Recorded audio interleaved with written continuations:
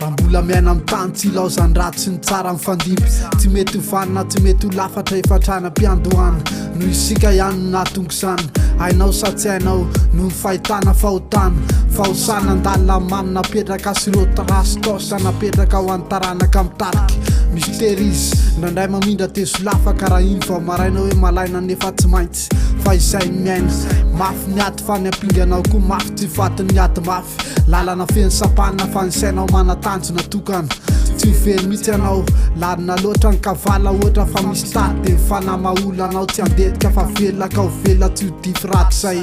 mety izy foana ny kozy hoe disy anao fa ny marina tsy filaza mikomina tsara ao anatinao tsy tazana fiainana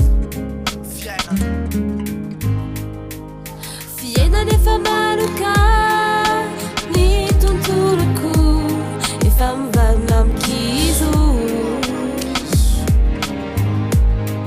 foizy aza atao tsiramona toizy ny ampitso ka indro nindrikely indraindray kariny ao fitaratra isainanao apre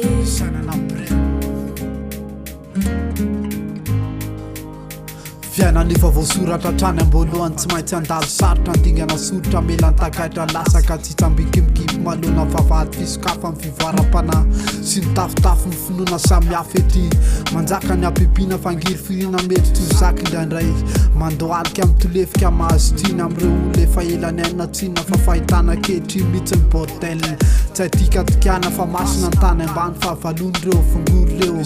esoreo ireo fotopisaina teseoseo ireo tsy fandraisan-dafindena malona sesehena tsisy dika fa fitaka fa saonao mihevitra fa efa miovotra ny taty iongotra amin'ny tany ny materialy fa spiritialy indray no banaka izay ny marina sy tena zarizary fiainana efa maroka ny tontoloko efa mivarina mikizo foizy aza atao tsiramona toizy ny ampitso ka indro nindrikely indraindray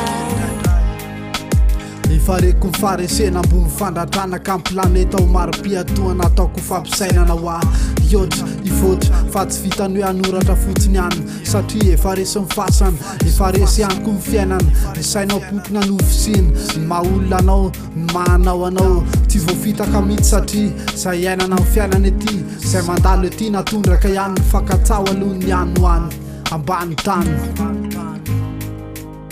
fiainana efa maroka ny tontoloko efa mivarina mikizo